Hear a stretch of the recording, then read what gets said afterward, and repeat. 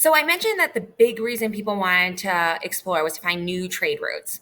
So let's look at what the current trade routes were.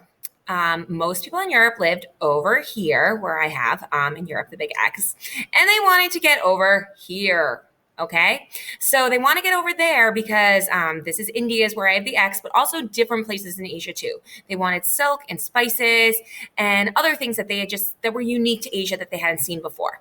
Currently, they could get these goods, but the way you got them was going like this. Okay, over land with caravan routes. Okay, just a reminder: the Suez Canal right here does not exist yet, so that was not an option.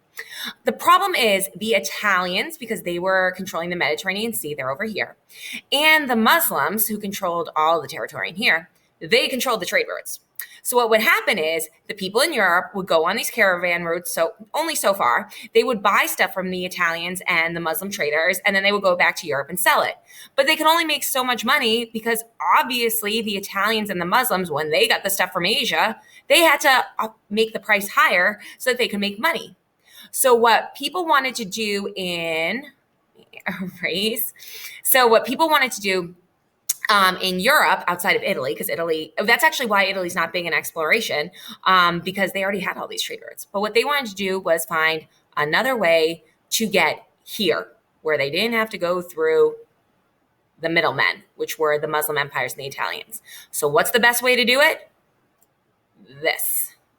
Okay, so we're going to see the first early explorers from Portugal are going to make this trip. Okay, at first they can't even get around Africa. Eventually, Bartholomew Diaz proves you can get around the tip of Africa. That's why they named it the Cape of Good Hope, because they had good hope they'd someday make it to India. And eventually, Vasco da Gama will make it all the way to India.